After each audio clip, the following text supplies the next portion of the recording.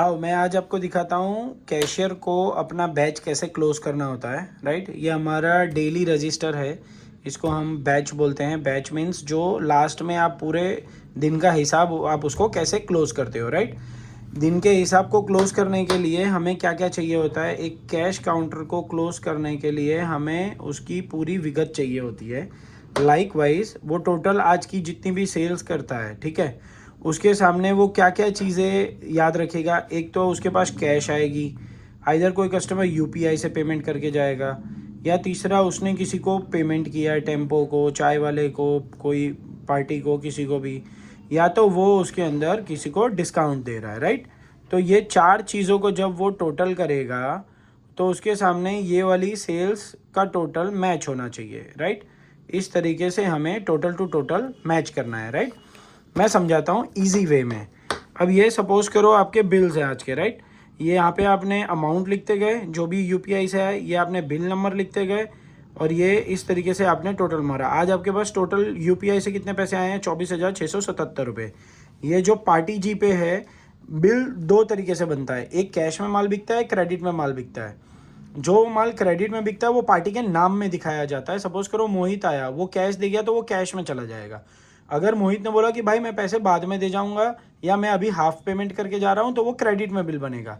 तो तब हम क्या करेंगे, अगर हाफ दे के जाएगा तो जब भी हम वो बैच सेटलमेंट आएगा वहाँ पे हम इसको क्लोजिंग के टाइम पे जितना पैसा दे के जाएगा वो यहाँ पे हम लोग उसको लिख देंगे। राइट, डिस्काउंट का कॉलम आपके अंदर नहीं होता है, मतलब आप अलाउड नहीं हो, आपको रिस्ट्रिक्शंस दिया हुआ है कि आप डायरेक्ट डिस्काउंट नहीं लिख सकते हो। तो आप लोग को यहाँ पे अमाउंट डालना होता है, यहाँ पे बिल नंबर डालना होता है, और डिस्काउंट किसकी मंजूरी से आपने लिया है वो यहाँ पे आपको लिखना होता है। ठीक है, तो ये रहा यूपीआई, ये रहा डिस्काउंट, ये रहा आपका डेली एक्सपेंस, और एक आपका कैश। ये चार चीज़ आप मिलाओगे तो आपको डेली का बैच मिल जाएगा। राइट, ये आपका डेली बैच है। अब डेली बैच के अंदर कैसे रहेगा आपके अंदर कि ये टोटल आपने आज कैश कितनी है तो इतनी, आज एक्सपेंस कितना है इतना, आपका जीपे से कितना है इतना, और आपने डिस्काउंट कितना दिया तो इतना। तो ये टोटल आपकी अमाउंट आ गई। आज की आपकी टोटल अमाउंट कितनी है? 48,198। ठीक है, लेकिन इन लोग का बैच सेटलमेंट आज का 48,561, मतलब इससे ज़्यादा हो रहा है। तो ज़्यादा हो रहा है तो प्लस हो रहा है। तो प्लस क्यों हो रहा है? प्लस कभी भी नहीं होना चाहिए। जैसे मैं आपको बताता हूँ, अगर प्लस हो रहा है तो या तो उसने सेल्स बिल बनाना रह गया है, या तो उसका सेल्स बिल, अगर माइनस आ रहा है तो यहाँ पे उसका सेल्स लेना, कैश लेना बाकी रह गया है। सेल्स बिल बन गया लेकिन कैश लेना बाकी रह गया तो माइनस आएगा। या उसने पैसा ले लिया और सेल्स बिल बनाना बाकी रह गया है। या तो यहाँ पे रिसिप्ट लिया है, कोई क्रेडिट वाले के अंदर का उसने रिसिप्ट लिया लेकिन उसका पेमेंट का एंट्री मारना रह गया तो प्लस हो सकता है। यहाँ पे किसी को उसने पेमेंट किया है, टेम्पो वाले को या किसी को, और वो लिखना रह गया तो माइनस हो सकते हैं पेमेंट। कभी भी 100 रुपये से ज़्यादा प्लस माइनस का वेरिएशन नहीं आना चाहिए। 50,000 की सेल्स है तो 50,000 रुपये सामने मिलने चाहिए। ये एक्यूरेसी हमेशा हमें रखनी चाहिए। और ये है एक क्रेडिट का कॉलम। क्रेडिट सेल्स के कॉलम के अंदर क्या होता है, जैसे सपोज करो मैं यहाँ पे आपको एक दिखाता हूँ फॉर्मेट में। तो यहाँ पे जैसे आप कैश लिखते हो तो ये आज का आपका कैश का बैलेंस आ गया। तो कैश आज आपने टोटल सेल्स कितनी की है, ये टोटल सेल्स आपने आज कितनी की है तो 48,198। ठीक है, तो यहाँ पे आपका मिल रहा है 48,198। अब यहाँ पे आप देखोगे आज आपने सेल्स उतनी नहीं की है, आज आपने सेल्स क्रेडिट में भी की होगी।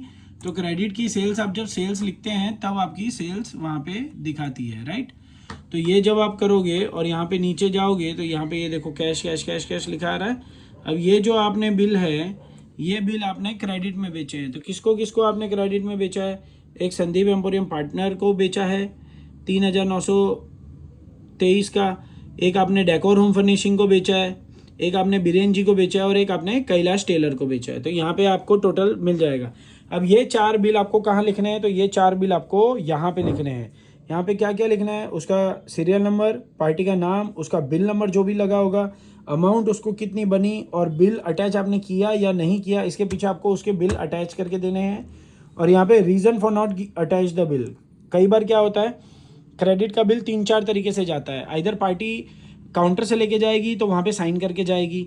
अगर वो काउंटर से नहीं लेके जा रही है और टेम्पो में माल जा रहा है तो टेम्पो वाले को आपने जब 6 बजे के बाद माल दिया है तो टेम्पो वाले ने साइन करके लाने में बाकी रख दिया है तो आपको नेक्स्ट डे में उसको जमा करवाना पड़ेगा।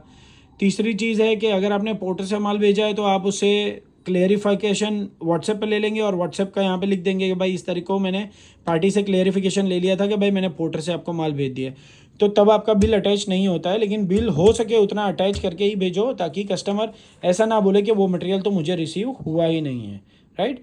तो ये इजी तरीका है, 1 2 3 और एक चौथा कैश, इन चारों को मिलाओगे तो आज की आपको सेल्स मिल जाएगी। कैश सेल्स, क्रेडिट सेल्स यहाँ पे लिखनी है। इस तरीके से आपको अपना बैच क्लियर करना है। Thank you.